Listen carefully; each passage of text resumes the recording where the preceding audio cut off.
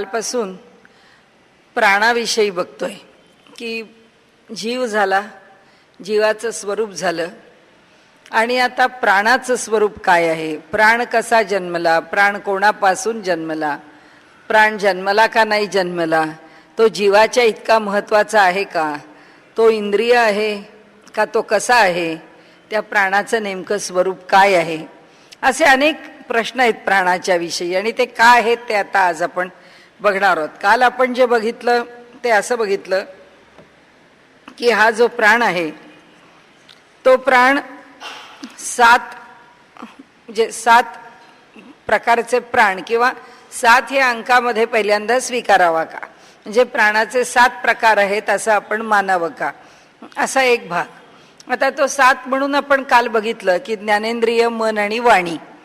ज्ञानेंद्रिय 5 आहेत, ती 5 ज्ञानेंद्रिय आणि वाणी आणि मन असे 2 मिळून 7. कुणी म्हणे त्याच्याबरोबर हात धरा म्हणून 7मध्ये 8 झाला.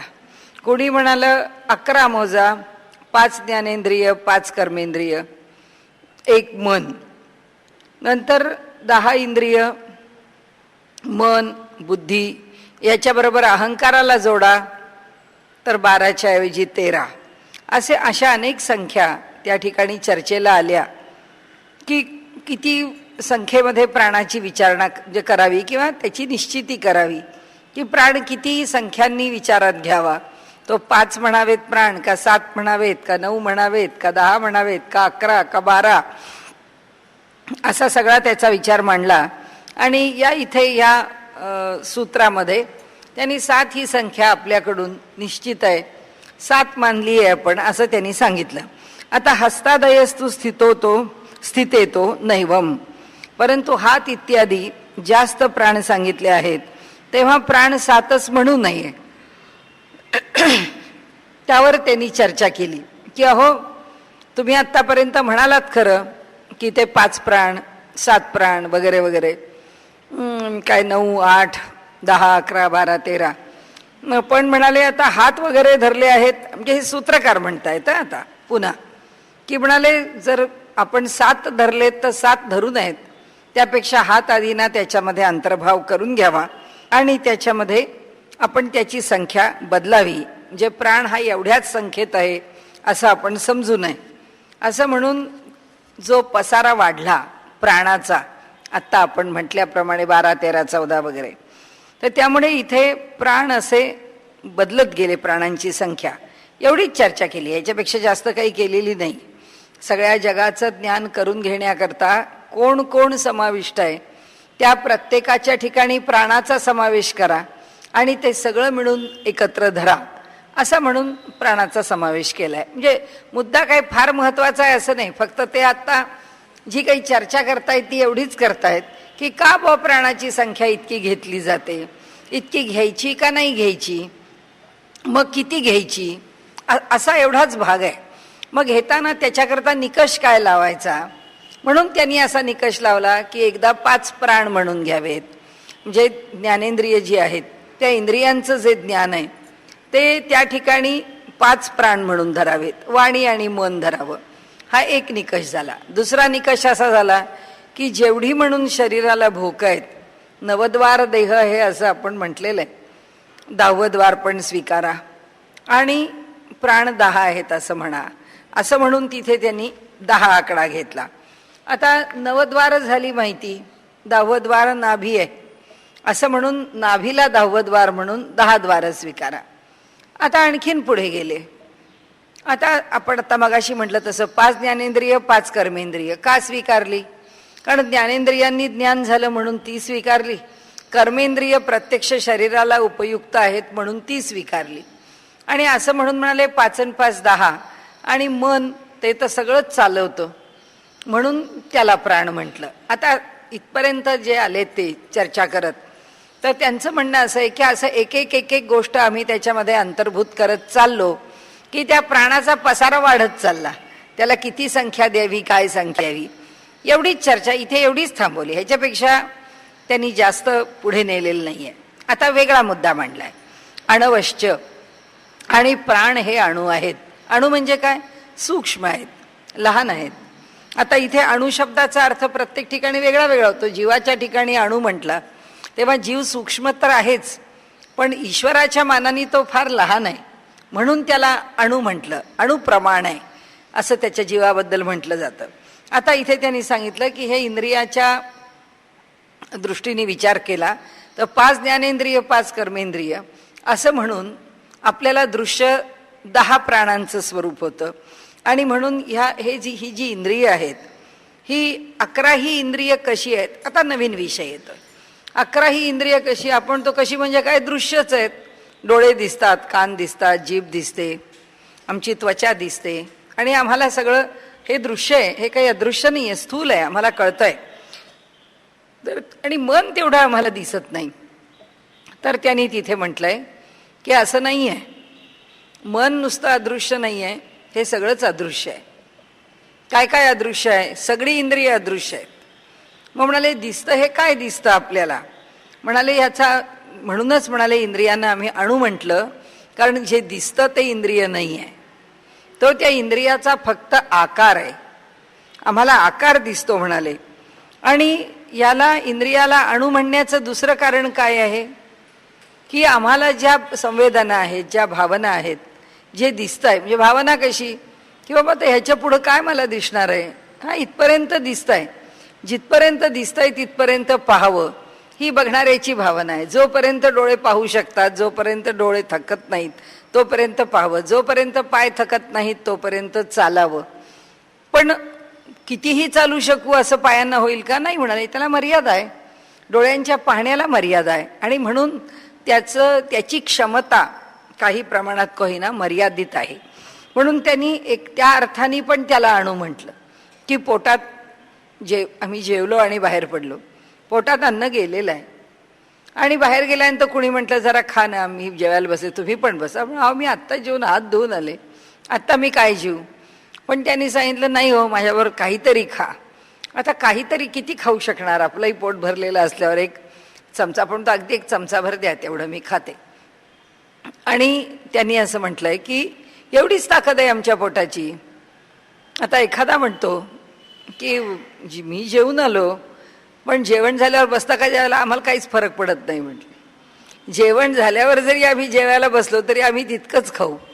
पैज लावून खाणारी मंडळी असतात, जेवून उठल्यानंतर कुणी जर म्हटलं खीर आहे, बासुंदी आहे, आमरस आहे, खा. हो म्हणाले, आम्ही काय बादलीनी खाऊ. आमचे एक स्वामीजी उत्तर काशीचे श्रीधर स्वामी म्हणून आमच्याबरोबर खूप दीर्घकाळपर्यंत राहिले, चांगले योगी होते, पुष्कळ हिमालयात फिरत होते. हिमालयात वाटेवर सुद्धा एका दिवसात 50-50 किलोमीटर चालू शकत असत. हिमालयात त्या सगळ्या घाटीमध्ये, त्या सगळ्या डोंगरांमध्ये सगळं त्यांचं खूप असं, ज्याला काय म्हणू आपण, असं अति होतं. म्हणजे जेवायला बसले की त्यांना पोळ्या करून वाढताना 70 पोळ्या वाढेपर्यंत त्यांना विचारायचंच नाही तुम्हाला पाहिजे का, वाढतच जायचं. 5 पोळे एकत्र करायच्या आणि 5 वाढायच्या, अशा मोजून मोजून 1 अन 2 अन वाढायचीच नाही. किती वाढणार आणि त्यांनी किती खायची. केळी हात समोर ठेवली तर 12 डझन केळी खाल्ल्यावर मग विचारायचं स्वामीजी पाहिजे का नको. संत्री 200 खाल्ल्यानंतर विचारायचं अजून पाहिजेत का. असा जबरदस्त, पण तरी सुद्धा मर्यादा असणं. 200 का विना, आम्ही 2 संत्री खाऊन थांबू, ते 200 खाऊन थांबतील, तरीही मर्यादा आहे. आणि म्हणून त्यांनी सांगितलं ज्याला मर्यादा पडते असा हा प्राण आहे, म्हणजे प्राणाला त्याची मर्यादा आहे. दुसरं म्हणून तो अणु आहे आणि तो सूक्ष्म आहे म्हणून पण अणु आहे. म्हणजे अणु शब्दाचे दोन्ही अर्थ लावा म्हणाले. सूक्ष्म म्हणून पण अर्थ लावा अणु, आणि मर्यादित आहे म्हणून पण अर्थ लावा अणु. आणि असा दोन्ही प्रकारांनी त्याचा अणु असा अर्थ लावलेला आहे. आणि आता इथे त्यांनी असं म्हटलंय की इंद्रिय जी आहेत, आता आपला प्रश्न असा की इंद्रिय दिसायला तर दिसतात, मग ती सूक्ष्म कशी, हा प्रश्न आहे. तर म्हणून त्यांनी सांगितलं की आपल्याला हात दिसतात, पाय दिसतात, कान दिसतात, डोळे दिसतात, हे सगळं जरी दिसत असलं तरी सुद्धा ही फक्त ती जागा आहे, हे कान आहेत. पण आता माणूस म्हणतो आता माझी 70 आली हल्ली, काय माहीत नाही, पण जरा नीट ऐकू येत नाही. मग आता पूर्वी होता तसाच कान आहे, आत्ताही तो कान तसाच आहे. काय जी आतली रचना आहे ती काही बदलली आहे असं नाही आहे. मग तरी कानाला ऐकू येत नाही, तरी डोळ्याला कमी दिसतं. एखाद्या माणसाला जर समजा पॅरालिसिसचा अटॅक आला, पक्षाघात झाला, तर तसा पक्षाघात झाल्यानंतर काय होतं? त्या माणसाची एक बाजू काम करेन अशी होते, बाजू तशीच असते पण ती निकामी होते. म्हणजे दिसणारे हात पाय अवयव, डोळे, नाक, कान सगळं जरी दृश्य दिसायला उत्तम असलं, चांगलं असलं, तरी सुद्धा त्याला बिघडवणारं कुणीतरी वेगळं आहे.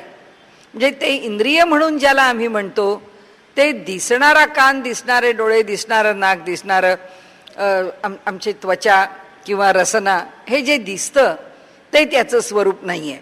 म्हणून त्यांनी सांगितलं की म्हणून ते सूक्ष्म आहेत. आणि म्हणून त्यांनी सांगितलं अध्यात्मशास्त्रामध्ये इंद्रियांना तेवढ्याकरता सूक्ष्म मानलंय, त्यांना मर्यादित म्हटलंय. त्यांचं जे प्रमाण आहे त्याला अणुप्रमाण असं म्हटलेलं आहे, की त्याचं मापन, परिमाण ते अणु आहे असं म्हणून त्यांनी हा विचार या सूत्रामध्ये मांडलाय. आता श्रेष्ठश्च, श्रेष्ठ म्हणजे मुख्य प्राणाची सुद्धा उत्पत्ती होते. आता हा जो प्राण आहे, मुख्य प्राण, तो मुख्य प्राण श्रेष्ठ आहे असं का म्हटलं? त्याचं कारण असं की तो इंद्रिय आहे का नाही आहे? इंद्रिय श्रेष्ठ आहेत का नाही आहेत? इंद्रिय विषयांशी जोडली जातात, तसा प्राण विषयांशी जोडला जातो का नाही आहे? या सगळ्या पातळीवरती प्राणाचा उहापोह केलाय, विचार केलाय त्यांनी. आणि त्यांनी सांगितलं की इंद्रियांच्या बाबतीमध्ये असं आहे की श्वासोच्छ्वास हा प्राणाशी जसा निगडीत आहे, तसा इंद्रियांचा विषय हा जगामध्ये उत्पन्न झालेले विषय त्याच्याशी इंद्रिय निगडीत आहे. म्हणजे इंद्रियांचे विषय प्रत्यक्ष विषयच आहेत. जे त्या इंद्रियाचा जो जो विषय आहे त्याच्याशीच इंद्रिय संलग्न होतं. प्राणाचं काय होतं? प्राण कुणाशी संलग्न होतो याकरता त्यांची चर्चा चालू आहे.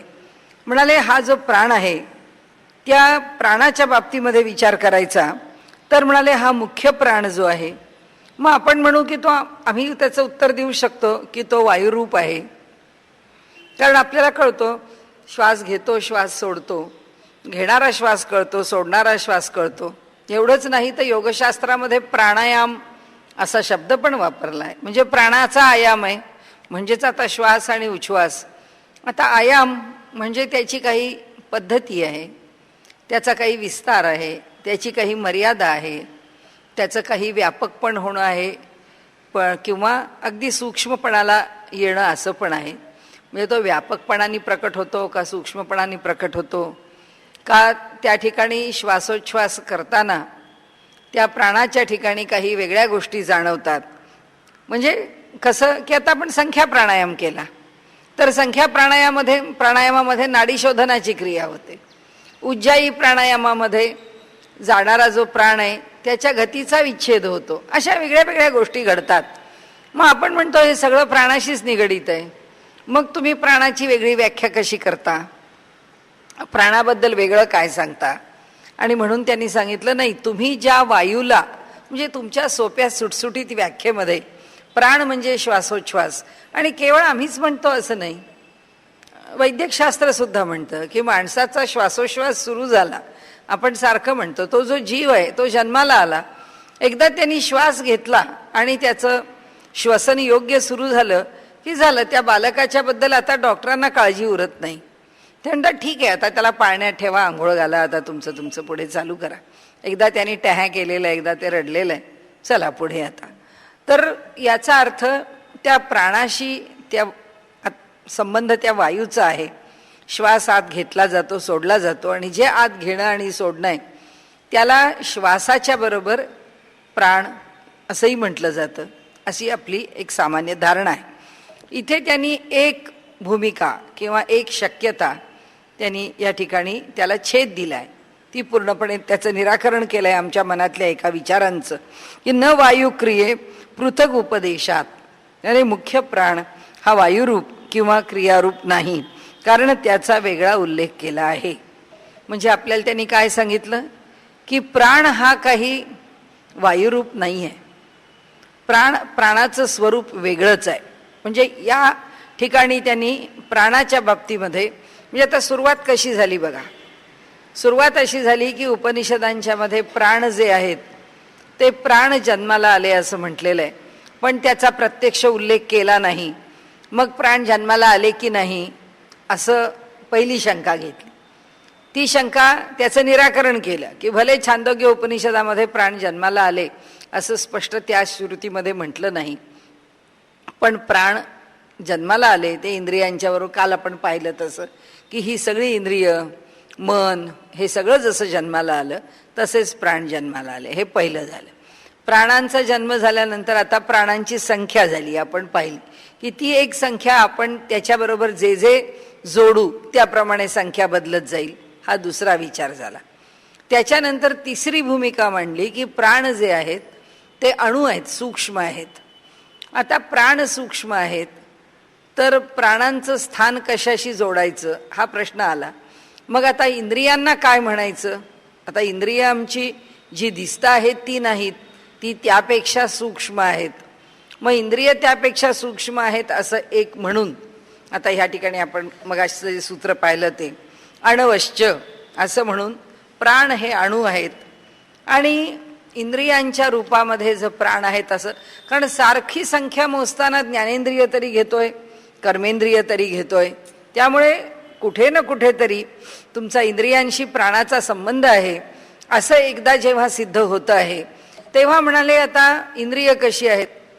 तर म्हणाले इंद्रिय रूप जे प्राण आहेत ते सूक्ष्म आहेत, जे दिसतं आहे ते इंद्रिय नाही, त्याच्याशिवाय किंवा त्याच्यापेक्षा वेगळं असं त्याचं स्थान आहे असं त्यांनी त्या ठिकाणी म्हटलं. आता दुसरी गोष्ट तिथे नाकारली. काय नाकारली की प्राणाचं जे स्वरूप आहे ते अंश मात्र आहे, ते सूक्ष्म आहे. अंश मात्र म्हणजे मर्यादित आहे. म्हणजे प्राण हा व्यापक आहे, प्राण हा चैतन्यमय आहे, प्राण हा फार समर्थ आहे, हे सगळं त्यांनी नाकारून टाकलंय आणि प्राणाला एका मर्यादेत आणलंय. मर्यादेतली पहिली मर्यादा इंद्रियाची आहे, दुसरी मर्यादा सूक्ष्मतेची आहे आणि तिसरी मर्यादा त्याच्या व्यवहाराची, हालचालीची किंवा त्याच्या कर्माची आहे. आणि हे उघडच आहे की आपल्या प्राणाला स्वीकारणं, बाहेर टाकणं ह्या श्वासोश्वासाचा विचार केला तरी मर्यादा आहे. इंद्रियांना सामर्थ्य पुरवणारे म्हटलं तरी मर्यादा आहे. तर अशा अनेक अंगांनी ते मर्यादित आहे. आता आणखीन एक निराकरण करण्याकरता त्यांनी नासदीय सूक्ताचा आधार घेतला आणि ते म्हणाले ते जे ब्रह्म होतं ते ह्या जगाच्या निर्मितीच्या पूर्वी जेव्हा वायूसुद्धा नव्हता त्यावेळी ते जे स्वतः एकटं एक होतं तेव्हा ते वायूपेक्षा शिवाय सुद्धा ते स्पंद पावत होतं, वायूशिवाय सुद्धा ते श्वासोश्वास घेत होतं. आता हा एक आधार देऊन श्वासोश्वासाकरता वायू किंवा प्राण लागतो असं नाही. कारण ब्रह्माला प्राण लागला असता तर ब्रह्माच्या बरोबर जगाच्या उत्पत्तीच्या पूर्वी प्राणही उपस्थित आहे असं म्हणावं लागलं असतं. आणि म्हणाले तसं तर दिसत नाही, कारण वायूच्या शिवाय त्याच्या ठिकाणी स्पंदन होतं असं त्यांनी म्हटलंय. आणि तो स्पंदित होत होता, जीव जन्माला येण्याच्या आधी तो स्फुरण पावत होता. हे नासदीय सूक्त प्रसिद्ध आहे. त्या सूक्ताचा आधार घेतला आणि प्राणाला वायू हा संबंध जोडू नका, प्राण आणि वायू एक आहेत असं समजू नका असं सांगताना न वायुक्रिये पृथक उपदेशात मुख्य प्राण हा वायुरूप किंवा क्रियारूप नाही, कारण त्याचा वेगळा उल्लेख केला आहे. म्हणजे प्राण ह्या सगळ्यापेक्षा वेगळा आहे. आता थोडक्यात आहे, जसं जीवाच्या करता इतके 2-2, 3-3 दिवस आणि 8-8 दिवस आपण तो विषय पाहिला आणि त्याची रोज एक मारामारी बघत होतो आपण की हे नाही कसं ते नाही कसं, तितकं प्राणाचं जे स्वरूप आहे किंवा त्याची चर्चा आहे ती ब्रह्मसूत्रामध्ये त्या मानाने कमी आहे. पण तरी एक एक शक्यता त्यांनी नाकारत ते पुढे चाललेत. आता ते म्हणाले की हा जो मुख्य प्राण आहे त्याचं लक्षण काय आहे. तो वायूपेक्षा भिन्न आहे का, तो इंद्रियांपेक्षा भिन्न आहे का, त्या दोघांशी एकरूप आहे. आता त्यांनी मत दिलं. कोणी म्हणतं की तो वायुरूप आहे, कोणी म्हणतं की तो इंद्रिय व्यापार रूप आहे, इंद्रियाचा व्यापार करण्याचं काम तो करतो. आणि म्हणून कोणी म्हणतं की दोन्हीही पेक्षा वेगळं भिन्न असं प्राणाचं स्वरूप आहे. म्हणजे 3 मतं आली. त्यातलं एक मत आलं की प्राण वायुरूप आहे एक मत आलं की प्राण इंद्रियांना प्रेरणा देणारा आहे, म्हणजे इंद्रियांचे व्यापार घडवणारा आहे. आणि एक मत असं आलं की प्राण ह्या सगळ्यांपेक्षा वेगळा आहे. आता श्रुतीत काय वर्णन केलेलं आहे तर त्या ठिकाणी त्यांनी असं म्हटलंय की प्राण जो आहे, आता प्राणाविषयी वर्णन करताना ते म्हणतात की अथाध्यात्मम प्राणस्येदम वशे सर्वम त्रिदिवे यत प्रतिष्ठितम यह प्राण स वायू. म्हणजे शंकराचार्यांनी त्यांच्या भाष्यामध्ये म्हटलंय हा जो प्राण आहे तो वायू आहे असं समजा. इथे म्हटलंय की प्राणस्य इदम वशे सर्व त्रिदिवे यत प्रतिष्ठितम. हे जे तिन्ही लोक आहेत स्वर्ग आदी, हे सगळेच्या सगळे प्राणांनी प्रतिष्ठित आहेत. म्हणजे एवढी प्राणाची महती आहे. अथाध्यात्मम प्राणो वाव संवर्गः स यदा स्वपिती प्राणमेव वाक्पेती प्राणम चक्षुः प्राणम श्रोत्रम प्राणम मनः प्राणो हैवेतान सर्वान संवृक्त इति. छांदोग्यामध्ये म्हटलं की कान आहे, नाक आहे, डोळे आहे, प्राण आहे. ही वेगवेगळी मतं आहेत. त्यांनी सांगितलं ही अशी सगळी मतं आहेत. आता कुणी असं म्हटलंय की प्राण हा ब्रह्माचा चौथा चरण आहे, म्हणजे परब्रह्माचा म्हणजे परमेश्वराचा हा चौथा चरण आहे आणि जो मुख्य प्राण आहे असं समजा. असं म्हटलंय की आता हा प्राण कोणत्या रूपामध्ये प्रकट होतो किंवा तो प्राण कसा प्रकाशित होतो, तर तो प्राण त्यांनी असं म्हटलंय की तो वायुरूप ज्योतीने प्रकट होतो असं त्याचं वर्णन केलंय. असं एकांचं मत आहे. काय मत आहे की तो ब्रह्माचा चौथा आहे, म्हणजे चौथा विभाग आहे. तो प्राण वायुरूप ज्योतीसारखा आहे असा तो दिसतो, असं पुन्हा म्हणाले प्राणाचं वर्णन आहे.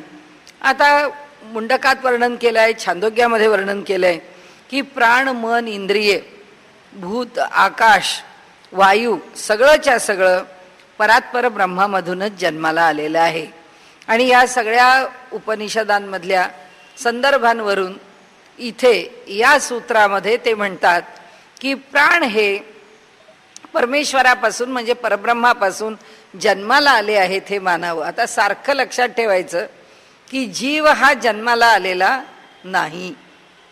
जीव हा परमात्म्याच्याच अंशानी प्रकट झालेला आहे, अंशरूप आहे परमात्म्याचा. त्याला जन्म नाही आहे, तो जन्माला आलेला नाही आहे, तो अंशरूपाने प्रकट झालेला आहे. पण हे बाकीचे सगळे जन्माला आलेत. हा जो फरक आहे म्हणजे प्राण हा जीव होऊ शकत नाही, प्राण हा ब्रह्माच्या सारखा ब्रह्माचा अंश होऊ शकत नाही. त्याला जन्म आहे म्हणजे प्राणाला मर्यादा आहे, आणि मर्यादा आहे म्हणजे त्याला लय आहे. आता इथे त्यांनी सांगितलं की प्राण इंद्रियांचा जो व्यापार आहे तर त्याला कोणता आधार द्यावा हे म्हणाले आपल्याला कळत नाही. आणि म्हणून म्हणाले ही जी सगळी इंद्रिय आहेत ती सगळी मिळून जर आमचा देह चालवतात तर म्हणाले त्यांना शरीराचा आधार म्हणावा की म्हणू नये, आणि इंद्रियांचा आधार प्राण म्हणावा की म्हणू नये. आता इंद्रियांचा आधार प्राण आहे आणि इंद्रिय ही देहाचा आधार आहेत. त्यांच्या जीवावरती देह चालतो, म्हणजे इंद्रियांच्यामुळे देह चालतो. ते म्हणतात की काय असं काही वाटत नाही की इंद्रिय जरी नसली आणि इंद्रिय जरी कमी असली तरी सुद्धा जीव असतात. म्हणाले हेलेन केलर सारखी स्त्री आहे, तिला काय आहे, तिचे म्हणाले डोळे नाहीत, ती मूक आहे, ती बधिर आहे, तिला यातलं काहीच नाही आहे, तरी सुद्धा तिचं जीवन उत्तम आहे, ती उत्तम राहिली, उत्तम चालली. आणि तिला गंधचा इतका घ्राणेंद्रिय तिचं इतकं विकसित झालेलं होतं. कुणी आंघोळ करून आला तरी तिला त्याच्या वासावरून कळायचं, कुणी आंघोळ केली नाही तरी त्याच्या वासावरून कळायचं. कुणी ध्यान करून बाहेर आलं, प्रार्थना करून बाहेर आलं तरी ती म्हणायची अरे तू प्रार्थना करून आलास का, तू जेवून आलास का, तू आंघोळ करून आलास का, तुझी आंघोळ व्हायची आहे का. म्हणजे त्या त्या व्यक्तीचा गंध तिला उत्तम समजत होता. कानाला ऐकू येत नव्हतं, डोळ्याला दिसत नव्हतं, तोंडाने बोलता येत नव्हतं. एवढं असून सुद्धा तिला हे ज्ञान किंवा स्पर्शाचं ज्ञान इतकं विकसित झालेलं होतं की ती त्या ज्ञानाने समजत होती. म्हणजे इथे त्यांना असं म्हणायचंय की इंद्रिय नसले म्हणजे इंद्रिया कार्यकारी नसली म्हणजे काय मनुष्याचा जीव किंवा ते शरीर काम करू शकत नाही का? ते राहू शकत नाही का? राहू शकतो. ते इंद्रियांच्या वरती अवलंबून नाही आहे. म्हणजे प्राण हे इंद्रिय आहेत का नाही आहेत? कारण प्राण जर इंद्रिय असती किंवा प्राण जर इंद्रियांनाच जो मुख्य प्राण आहे तो जर इंद्रियांच्याच करता कार्यरत असता तर हे एक एक इंद्रिय कमी झाल्यावर त्या प्राणाचं काय झालं असतं? हा त्यांच्या चर्चेचा विषय आहे. म्हणाले अनेकांचं स्पर्शज्ञान जातं. लेप्रसीसारखं जर दुखणं झालं तर स्पर्शज्ञान निघून जातं, आंधळे पण येतं, बहिरे पण येतं, मुके पण येतं. आता म्हणाले हा जो वायू आणि प्राण हे दोन एकरूप राहतात असं वेदांमध्ये आधाराला वाक्य आहे का? असेल. आता इथे शंकराचार्यांनी जेव्हा त्याच्यावर भाष्य लिहिलंय आणि तिथे जेव्हा म्हटलंय की अप्राणः असं वायुः असं जेव्हा म्हटलंय त्यावेळी म्हणाले असू शकेल, पण दोघांची कामं काही एक नाही आहेत. कारण म्हणाले दोघांचंही स्वरूप वेगळं आहे, दोघांची ही अवस्था वेगळी आहे, दोघांची ही क्रिया वेगळी आहे, म्हणजे काम वेगळं आहे. आणि त्यामुळे म्हणाले असं वाटत नाही की प्राण आणि वायू हे एक आहेत. आणि म्हणून पायापेक्षा जसे हात वेगळे आहेत, जशी नाक आणि डोळ्यामध्ये भिन्न आहे, तसंच म्हणाले वायू आणि प्राण यांचं स्वरूपही भिन्न भिन्न आहे. आता त्याच्या पुढे गेले. आता ते म्हणतात चक्षुरादी वत्तू तत्सह शिष्ट्यादिभ्यः, म्हणजे नेत्र इत्यादींच्या सह प्राणाचा उल्लेख आहे. यावरून तोही इंद्रियांच्या प्रमाणे साधन आहे असे सिद्ध होते. आता काय आहे बघा. आता इंद्रिय ही देह चालवण्याकरता काय स्वरूपात आहेत? तर इंद्रिय हे साधन आहे. त्याला आपण काय म्हटलं? इंद्रिय हे करण आहे. करण म्हणजे साधन. आणि त्यामुळे ती बहिक करण म्हणजे या जगामध्ये व्यवहार करताना इंद्रिय ही आम्हाला बाह्य साधन आहेत. आणि मन जे आहे ते अंतःसाधन आहे, म्हणजे अंतःकरण आहे, ते आतलं साधन आहे. पण मनाच्या सहाय्याने ज्याचा उपयोग करून घेऊन कार्य करता येतं असं जे आहे ते त्याच्या साह्याने व्यवहार होतो, त्याच्या साह्याने व्यापार होतो, त्याच्या साह्याने व्यापार होतो म्हणून ते साधन आहे. हाताने उचलतो, पायाने चालतो. चालण्याचं साधन पाय आहेत, उचलण्याचं साधन हात आहे. विचार करण्याचं साधन अंतःकरण आहे म्हणजे बुद्धी आहे. संकल्प करण्याचं साधन अंतःकरण आहे म्हणजे मन आहे. लक्षात ठेवण्याचं साधन अंतःकरण आहे म्हणजे स्मरण आहे, स्मृती आहे. आणि हे सगळं आम्ही उपभोगणं, कर्तृत्व आणि भोक्तृत्व हे दोन म्हणजे काय आहे? पुन्हा अंतःकरणच आहे, आतलंच साधन आहे. मग आता प्राण साधन आहे का? हा त्यांनी प्रश्न विचारला की आता प्राण जर साधन आहे तर प्राणाचं काम काय आहे? आमच्या कोणत्या क्रियेमध्ये प्राण मदत करतो? हे आमची साधन आहेत ना. ही जर करणं आहेत तर प्राण करण आहे का? चक्षुरादी वत्तू म्हणजे जसे डोळे आम्हाला बघायला मदत करतात तसं प्राण आम्हाला काय करायला मदत करतं असं त्यांचं म्हणणं आहे. तत्सह शिष्ट्यादिभ्या म्हणजे नेत्र इत्यादींच्या सह प्राणांचा उल्लेख आहे. मग तो पण इंद्रियांच्या सारखा साधन आहे का? तोही इंद्रियांच्या सारखाच करण आहे का? ते म्हणाले की आता आम्ही तुम्हाला त्याचं उत्तर देतो. इंद्रियांच्या पेक्षा प्राण वेगळा आहे असं आत्ता तुम्ही म्हणताय. म्हणाले आधी म्हटलं तुम्ही की प्राण काही इंद्रियांच्या सारखा नाही. ते कसं सिद्ध केलं?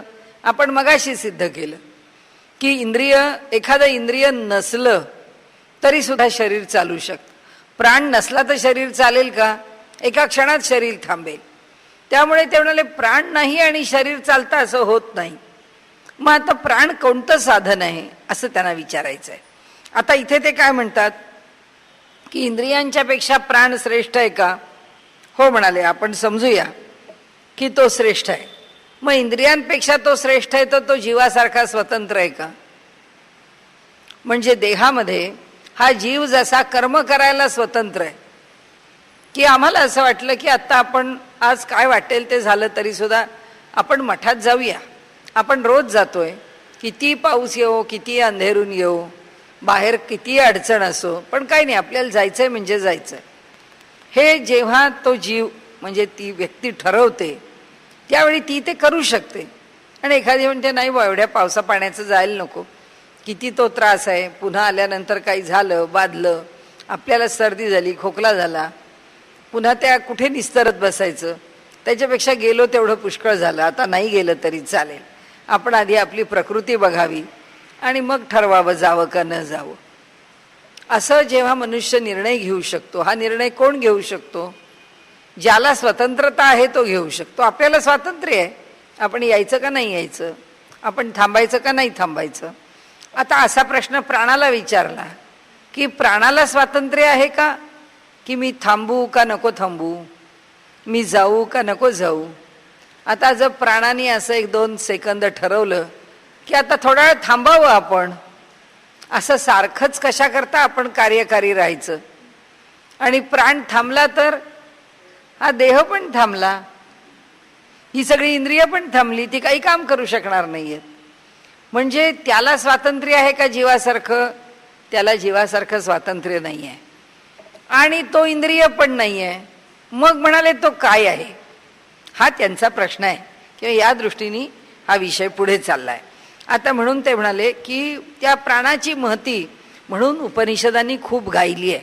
आणि म्हणाले त्याचं वर्णन करताना असं सांगितलेलं आहे की आपण मगाशी वाचलं त्याप्रमाणे, तान्याप्त्वा मृत्युरवारुंध तस्मात श्रामत्तेव वाक् श्राम्यति चक्षुः श्राम्यति श्रोत्रम अथेममेव नान्योद्योयम मध्यमः प्राणः.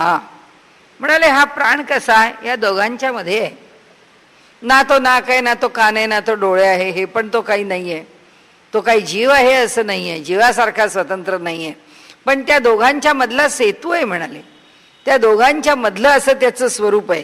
ते हे मे प्राणा अहम श्रेयसे विवदमाना ब्रह्मा जगमुः तथोच्युः कोन वसिष्ठ इति तद्धो वाच यस्मिन् व उत्क्रांत इदम शरीरम पापियो मन्यते सवो वसिष्ठ इति. बृहदारण्यकामध्ये पुन्हा त्या प्राणाची चर्चा केली आहे आणि त्यांनी म्हटलंय की हा जो प्राण आहे कसा कसा होतो. पुढच्या मंत्रामध्ये पुन्हा म्हटलंय की तो त्याचं उत्क्रमण होतं का, तो प्राण निघून जातो का, तो प्राण शरीरात राहतो का, त्या प्राणाचं सामर्थ्य काय आहे. आता म्हणाले इतकं त्याचा महिमा गायलाय की वाणी, कान, डोळे, मन हे सगळे प्राणामध्ये लीन होऊन जातात. आता आपण वचन वाचलं त्याप्रमाणे की ते प्राणात लीन होतात. आणि म्हणाले तो जो प्राण आहे तो प्राण ज्या अर्थी वाणी, मन आणि इंद्रिय, ही जी सगळीच इंद्रिय ही जर प्राणात लीन होत असतील तर प्राण याच्यापेक्षा श्रेष्ठ आहे इंद्रियांच्या पेक्षा. पण जीवासारखा स्वतंत्र नाही, म्हणजे त्याच्यापेक्षा कनिष्ठ आहे, म्हणजे या दोघांच्या मधला आहे. म्हणून आपण मगाशी तो मध्यम म्हटलं की त्याला मध्यम असं वर्णन केलं. ठीक आहे म्हणाले. आता प्राणाचं स्वरूप कसं आहे हे समजून घेण्याकरता उपनिषदामध्ये एक कथा आली आहे आणि त्या कथेत त्यांनी असं म्हटलंय की सगळी इंद्रिय म्हणजे कान, नाक, डोळे वगैरे वगैरे हे सगळे आपापसात भांडायला लागले की तुझ्यापेक्षा मी श्रेष्ठ आहे, तुझ्यापेक्षा मी श्रेष्ठ आहे. आणि प्रत्येक जणाला असं वाटलं की माझ्याशिवाय काही चालत नाही. तेव्हा या सगळ्यांचं भांडण झाल्याबरोबर आणि ते भांडण मिटत नाही असं पाहिल्यावर आपापसामध्ये ते सगळेजण प्रजापतीकडे गेले. प्रत्येकाला असं वाटणार आहे माझ्याशिवाय काय चालणार आहे. तोंड म्हणालं मी जीव नसेन आणि मी जर काही चावून खाल्लं नाही आणि या जिभेनी जर मी गिळलं नाही, उपाशी मरशील तू, या देहाला जगता येणार नाही. कान म्हणाले असं काही नाही, काही ऐकायला आलं नाही तर हा जगाशी संबंध ठेवील कसा. डोळे म्हणाले पाहायला मिळालं नाही तर व्यवहार करील कसा. नाक म्हणालं मी जर नाकाने श्वासोश्वास घेतला नाही आणि तो जर मिळाला नाही, झाला नाही तर देह चालेल कसा. असं करत प्रत्येकाने आपल्या आपल्या बाजूनी मी म्हणजे माझ्या नाकानी मी उत्तम, हे घाण आहे इकडनं नको जायला, हे फार सुंदर आहे किंवा हा वास फार सुगंधित आहे आणि ह्या भागामध्ये मोठं प्रसन्न वाटतात की तो जो सुवास दरवळून किंवा तिथे जो दरवळलेला आहे त्या ठिकाणाहून हलू नये असं वाटतं. असं नाक म्हणाला हे सगळं जे अनुभवाला येतं हे आम्ही जर निघून गेलो किंवा आम्ही नसलो तर हे कसं अनुभवाला येईल. मग ते आपाप प्रत्येकजण मी कसा श्रेष्ठ मी कसा श्रेष्ठ हे जेव्हा सांगायला लागलं त्यांचं भांडण काही मिटेना. भांडण मिटेना म्हणून ते प्रजापतीकडे गेले. प्रजापतीला म्हणाले की अहो असं असं आमच्यामध्ये कोण श्रेष्ठ आहे ते तुम्ही सांगा म्हणजे निर्णय होईल. त्यांनी सांगितलं मी नाही निर्णय देत, निर्णय तुम्ही घ्या. तुमच्यामध्ये कोण श्रेष्ठ आहे हे तुमचा तुम्ही अनुभव घेऊनच निर्णय घ्या. तर त्यामुळे म्हणाले की ठीक आहे मग आता काय करायचं. त्या प्रजापतीकडून जेव्हा आम्ही सगळे रक्षण करणारे आमच्यात हा निर्णय घ्यायचा म्हटल्याबरोबर तो प्रजापती तो ब्रह्मदेव म्हणाला की आता तुम्ही 5 ज्ञानेंद्रिय, तुम्ही 5 कर्मेंद्रिय आणि तुमचं एक मन हे 11वं इंद्रिय असे तुम्ही आपापसामध्ये तुमचं मोठेपण ठरवा. ठीक आहे म्हणाले. डोळे गेले संपावरती. म्हणाले आम्ही बघणार नाही, आम्ही काही करणार नाही. आणि पहिल्यांदा तो अडखळत अडखळत चालायला लागला. नंतर त्याला सवय झाली डोळ्यांच्या शिवाय चालण्याची. मग डोळ्यांच्या लक्षात आलं अरे आपल्या वाचून काय अडत नाही आहे, या माणसाचं काम चालू आहे, याचा व्यवहार चालू आहे. मग तो संपावरून परत आला. मग कान गेले संपावर. ते म्हणाले बरंच झालं, काही वेडवाकडा ऐकायलाच नको, चांगलं सुखात चाललंय त्या माणसाचं. तो म्हणला ते संपावर गेल्याने काही बिघडलं नाही. मला जिभेनी ती संपावर गेली. मला बरं झालं संपावर गेली. रोज आज हे तिखट लागलं ते खारट झालं, ते आंबट झालं ते गोड आहे. मला गोड जास्त आवडतं, मला तिखट जास्त आवडतं, काही शिल्लकच राहिलं नाही म्हणाले. कारण जिभेनी जे चोचले करायचे ते बंद झाले. ते जिभेचे चोचले बंद झाले. त्यामुळे म्हणाले जे अन्न येईल जे जिभेवर पडेल ते चवीची चिकित्सा न करता ते पोटात जायला लागलं. मग जे आवश्यक आहे आणि जे शरीराला पुष्ट करणार आहे तेवढंच अन्न म्हणाले खाल्लं गेलं. दुसरं बेडवाकडं खाण्याची जरूरच उरली नाही. चांगलं झालं म्हणाले जीभ गेली संपावर. असं प्रत्येकाचं झालं.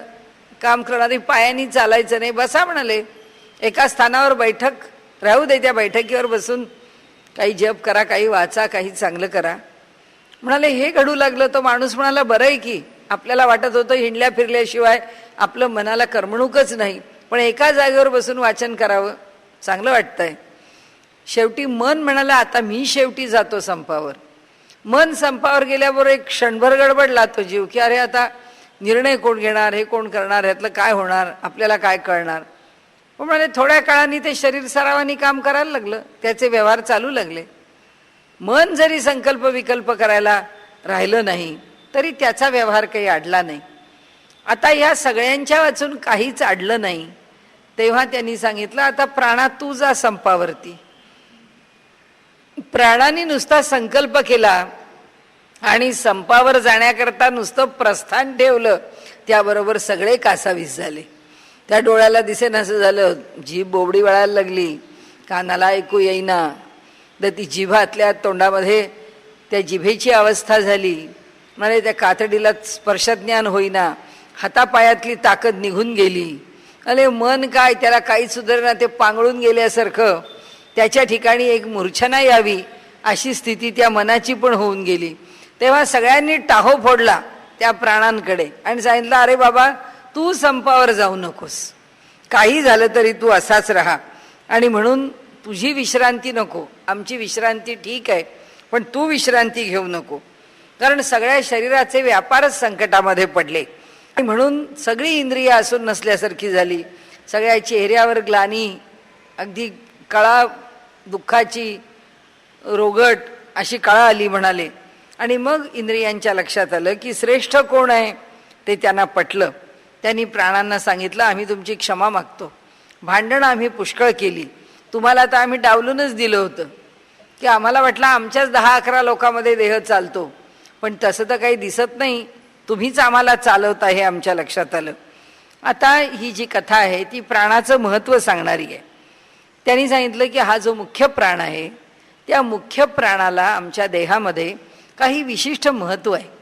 त्याचं काय महत्त्व आहे? आणि त्याचं महत्त्व त्यांनी सांगितलं की इंद्रियाहून प्राण निश्चित श्रेष्ठ आहेत, आता पुन्हा आपण तेच बोलतो, पण ते जीवासारखे स्वतंत्र नाहीत. इंद्रियांपेक्षा श्रेष्ठ आहेत, पण जीवासारखे स्वतंत्र नाहीत.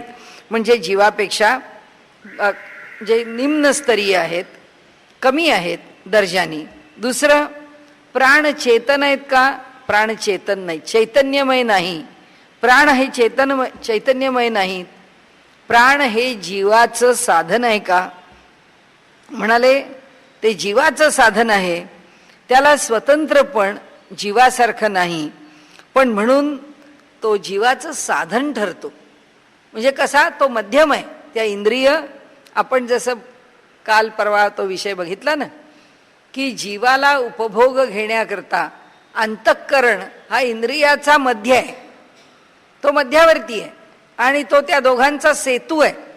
त्या इंद्रियांच्यामुळे जीवाला त्या विषयाचं ज्ञान होतं, जे इंद्रियाला विषयाचं ज्ञान होतं. आणि मग जर मन त्याच्यामध्ये असेल तर ते योग्य ते ज्ञान जीवापर्यंत जातं. आता आपण त्याच्या पुढच्या पायरीवर आलो. म्हणजे आता काय झालं? विषय समोर आहेत, इंद्रिय समोर आहेत. इंद्रियांनी विषयाचं ग्रहण केलेलं आहे. आता त्या इंद्रियांनी केलेलं जे ग्रहण आहे ते मन एकाग्र आहे. म्हणजे मनाचं लक्ष त्याच्याचकडे आहे की काय पदार्थ आहे, काय सुंदर आंबा आहे. ते सगळं जे काही त्या इंद्रियांनी घेतलं आहे आपल्या ताब्यामध्ये त्या विषयाच्या, की त्याच्या त्या जिभेवरती त्यांनी ते जे काही आंब्याचा आस्वाद घेतलेला आहे, तो जो आंब्याचा आस्वाद आहे तो मनाला कळलेला आहे, कारण मनालाच कळणार आहे तो. आणि त्यामुळे मनाने म्हटलं की काय आंबा आहे, आपण कितीतरी दिवसात असा आंबा खाल्लेला नाही आहे, इतकं सुंदर असं त्या आंब्याचं रूप आहे, त्यामुळे आंबा फारच छान आहे. आणि असं मनाला कळलं तेव्हा त्या जीवाने त्याचा उपभोग घेतला की आता अगदी आनंद वाटला. इतका छान आंबा खायला मिळाला ह्या सीझनमधला, हा पहिला आंबा की जो इतका सुंदर निघाला. आता अगदी आंबे चांगले यायला लागले, आता ह्याच्या पुढे चांगले आंबे खायला मिळतील असं तो जीव म्हणाला. आता ही जी प्रक्रिया आहे ही त्या आंब्यापासून त्या जीवाला आनंद देण्यापर्यंत, ही त्या विषय, इंद्रिय, अंतःकरण आणि जीव अशी झाली. आता ही प्रक्रिया व्हायला, आता ही गोष्ट झाली आपली. या गोष्टीतल्या प्राणांनी जर स्वतःला थोडं बाजूला काढलं तर ते इंद्रिय समोर आंबा असून काही उपयोग नाही, ते इंद्रिय असून उपयोग नाही, ते मन असून उपयोग नाही. कारण ताकद इंद्रियात नाही, ताकद मनात नाही. एखादा माणूस खूप आजारी असला किंवा खूप उपवास करून एखादा जीव जर क्षीण झाला असले, त्याचे प्राण दुर्बल होतात. आपल्याकडे उपवास हा टोकाला जाऊन करू नये, हे सुद्धा शास्त्रांनी सांगितलंय. की आपल्या जीवाला अगदी निर्जळा एकादशी, आपण परवा जसं बोललो तसं, एखाद्याचं सामर्थ्य असेल तर गोष्ट वेगळी आहे, पण प्रत्येकाला ते झेपेल का? ते झेपणार नाही असं आपण का म्हणतो? आपण आपली तब्येत पाहून करावं असं का म्हणतो? सगळ्यांचेच प्राण इतके प्रबल असतात असं नाही, एखाद्याचा प्राण दुर्बल असतो. आता तुम्हाला तर मोठमोठ्या गोष्टी सोडूनच द्या. आता आम्ही भगवद्गीता जे साधे आपण जशी म्हणतो तशी काय अनुष्टुभ छंद आहे. एक ओळ आहे, एक ओळ म्हणताना एका ओळीचे दोन तुकडे, म्हणजे श्लोकाच्या पहिला अर्धा भाग जो आहे त्याचा समजा आपण एक तुकडा केला, ईश्वर सर्वभूतानां हृद्देशेर्जुन तिष्ठती. ईश्वर सर्वभूतानां हृद्देशेर्जुन तिष्ठती असं म्हणता येतं. ईश्वर सर्वभूतानां हृद्देशेर्जुन तिष्ठती भ्रामयन सर्वभूतानी यंत्रारूढानी मायया. हे सगळं एका श्वासात पण म्हणता येतं. अतिशय सावकाश आणि प्रत्येक शब्दावर जोर देऊन जर गीता म्हणायला लागलो तर पहिल्या ओळीतली जी 16 अक्षरं आहेत ती एका श्वासात उच्चारताना सुद्धा अडचण येते, कारण तेवढी प्राणशक्ती टिकत नाही. म्हणजे हा आपला साधा व्यवहारातला अनुभव आहे. 11व्या अध्यायामधले जे श्लोक आहेत 22 अक्षरं एका ओळीत आहेत. ती 22 अक्षरं उच्चारता नाही आली की मध्ये श्वास घ्यायला लागतो, किंवा एका ओळीच्या मध्ये श्वास घ्यायचा नाही असं ठरवलं तर आठवण ठेवून ओळीच्या पहिल्यांदा श्वास घेऊन दुसरी ओळ सुरू व्हायच्या आधी श्वास घ्यावा लागतो. हे आपल्यासारख्या सामान्य माणसाच्या साध्या म्हणण्यामध्ये आपल्या लक्षात येतं आपल्या प्राणाचं बळ किती आहे. एखादा मनुष्य 2-2 श्लोक एका श्वासात म्हणतो, त्याला काही वाटत नाही, त्याच्या हृदयाची फुफ्फुसांची ताकद इतकी आहे की त्याचं बळ अधिक आहे. आता जसा गाणारा आहे, भीमसेन जोशींची जी दमसास आहे, जो स्वर लावणं, तो स्वर पकडणं, तो ज्या पद्धतीने त्या स्वराला त्याचा प्रत्यक्ष आविष्कार होणं, मोठा गायक आहे. साधना मोठी आहे, तपश्चर्या मोठी आहे, प्राणांचं बल वाढवलेलं आहे. आणि इतकं बलवान प्राण असल्यामुळे असं दमदार गाणं ते गाऊ शकतात. ज्याच्या अंगात तेवढा दम नाही तो आपला नाजूक नाजूक बारीक बारीक आवाजात गातो, कारण त्याचा श्वासच टिकत नाही. श्वास टिकावा लागतो. बोलताना सुद्धा माणसाचा श्वास जर त्याला सारखा घ्यावा लागला आणि त्याला जर ते बोलता येईन असं झालं तर त्या बोलण्याची गंमत राहत नाही. काही काही माणसं बघा अडखळत, नाही म्हणजे नाही असं, पण नाही म्हणजे तसं, की त्या 10 वेळा ते आवंढा गिळतात, 10 वेळा ते श्वास घेतात.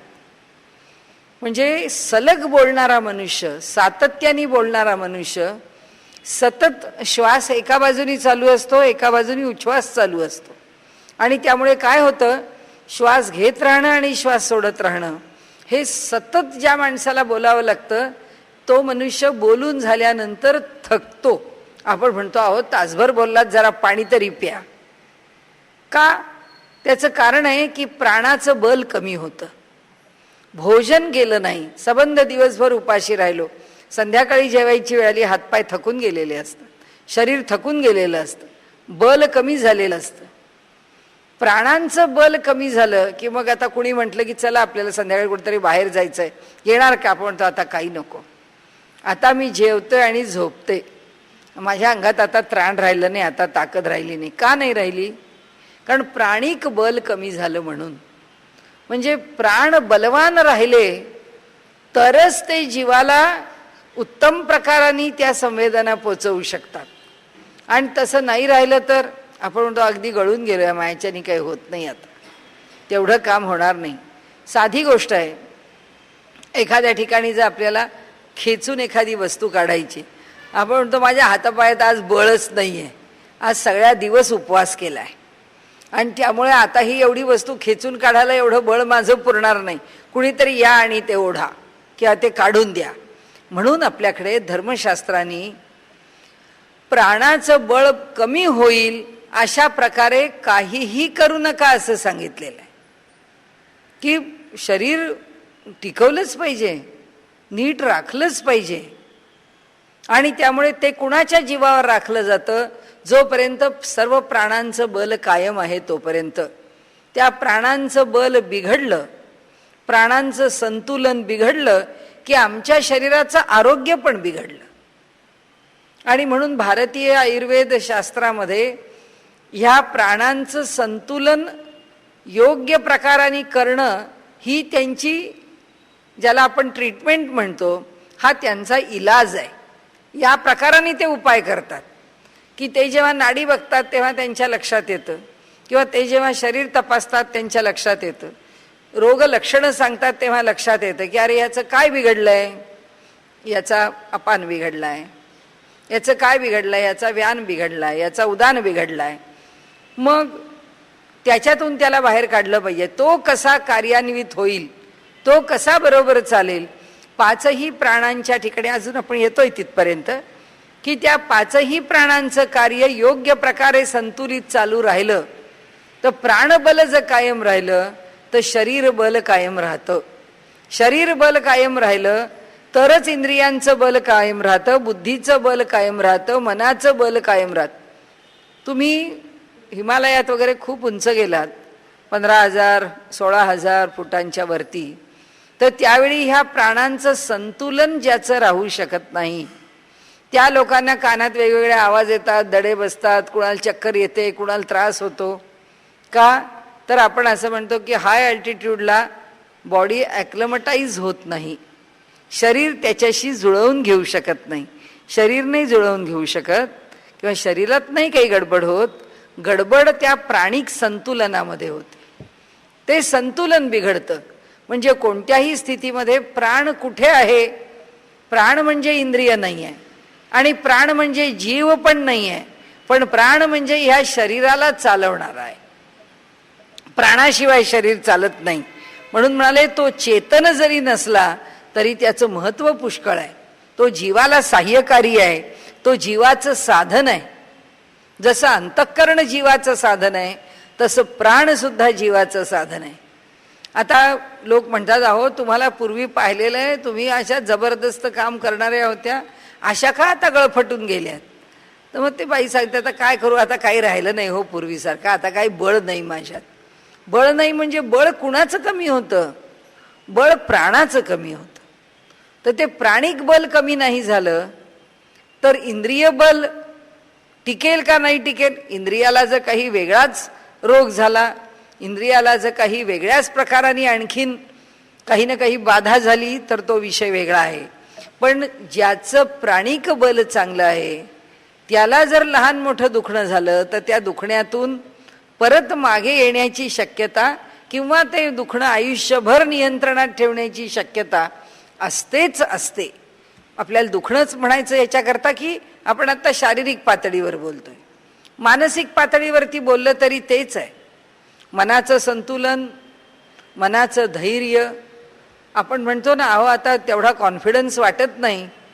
कुणाला कॉन्फिडन्स वाटत नाही? ज्याचं प्राणाचं बल कमी होतं त्याला वाटत नाही. नाही तर ज्याच्याकडे काही शिल्लक नसतं अशी माणसं सुद्धा आयुष्यभर खणखणीतच मनानी असतात, बुद्धीनी खणखणीतच असतात. आहे त्या परिस्थितीमध्ये ती आपले सगळे व्यवहार चालू ठेवतात आयुष्यभर. मी तशा काही लोकांना बघितलेलं आहे की त्यांचं ते जे काही पांगळेपण आहे शरीराचं, शरीरच नाही, या इथून इथपर्यंत शरीर आहे आणि खालचं सगळं शरीर एका ठिकाणी चमत्कारिक होऊन गेलेलं शरीर आहे. पण सगळे व्यवहार, स्वयंपाक पाणी, जेवण खाण, घरातली स्वच्छता आणि जिना चढणं, मी थक्क झाले पाहून. म्हटलं ह्या अशा देहाला उचलून ती बाई वर टाकतीये आणि प्रत्येक पायरी वर चढून येते. म्हटलं अवघड आहे. नुसतं जरा गुडघा दुखायला की पाय असा टाकू का तसा टाकू अशी आमची स्थिती होते. हे जे बल आहे हे सगळं प्राणांचं बल आहे आणि म्हणून प्राणांना ते बल मिळावं, प्राणांकडे ते बल असावं. आणि म्हणून त्यांनी सांगितलं, प्राण जीवापासून स्वतंत्र नाहीत, जीवासारखे स्वतंत्र नाहीत. प्राण हे ब्रह्मापासून चैतन्याने निर्माण झाले, ब्रह्मापासून निर्माण झालेले असले तरी ते चेतन नाही आहेत, ते जड आहेत. पण तरी त्याची शक्ती वेगळी आहे.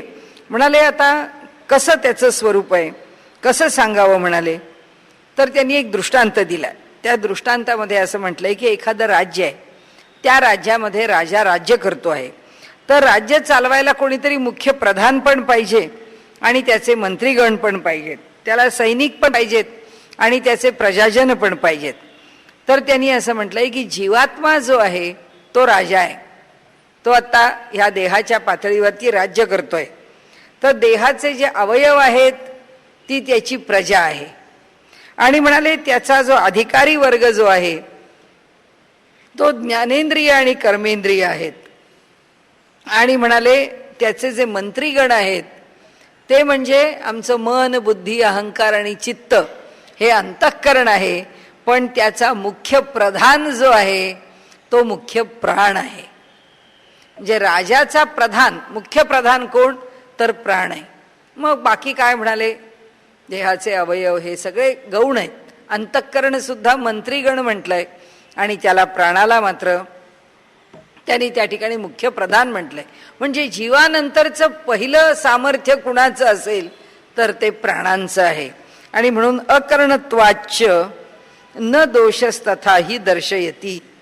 म्हणाले म्हणून प्राण हे कर्ण म्हणजे साधन आहे असं समजू नका, प्राणाला साधन समजू नका. मुख्य प्राण इंद्रिय नसल्यामुळे हा दोष येत नाही. कारण प्राण हे इंद्रिय नाही हे सिद्ध झालं. म्हणाले इंद्रिय असतं तर काय झालं असतं? आत्तापर्यंत इंद्रियांच्या संख्या आम्ही सांगितल्या, 5 ज्ञानेंद्रिय, 5 कर्मेंद्रिय, 1 अंतःकरण, 11 इंद्रिय असतं तर हे 12वं झालं असतं. देहामध्ये 12 इंद्रिय आहेत असं म्हटलं असतं. म्हणाले ते 12वं इंद्रिय होत नाही, ते इंद्रिय नाही हे सिद्ध झालेलं आहे. आणि म्हणून ते म्हणतात त्याचे वेगळे कार्य श्रुती सांगते. मग प्राणाचं वेगळं कार्य काय? तर म्हणाले हे जे साधन आहे त्याला साधनता म्हणजे इतर सगळ्या साधनांच्या सारखी साधनता येत नाही. हे जे साधन आहे इंद्रियांचं, हे जे साधन आहे बाकीच्या अंतःकरणाचं, यासारखं तर त्या प्राणाच्या ठिकाणी साधनत्व येत नाही. पण म्हणाले हे प्राण किती आहेत किंवा हा जो मुख्य प्राण आहे हा 5 प्रकारांनी शरीरामध्ये नियंत्रण करतो. तो काय करतो, स्वतःला 5 भागामध्ये विभागून घेतो तो मुख्य प्राण जो आहे.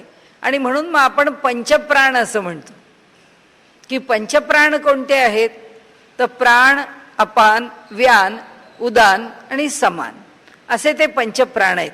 या 5 प्रकारांनी तो स्वतःला विभागून घेतो. आता हा असा तो प्राण जो आहे तो आपल्या बळाने या शरीराचं रक्षण करतो.